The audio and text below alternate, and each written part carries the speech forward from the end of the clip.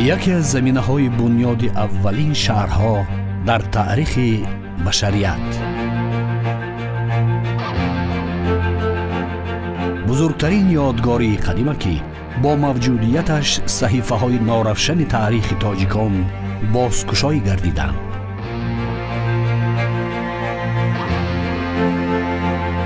این گهواره تمدن خلق تاجدار تاجیک است که منسوب به دوره انئولیت و اول عصر برنج بوده. 5,500 سال این جانب ارزی هستی دارد.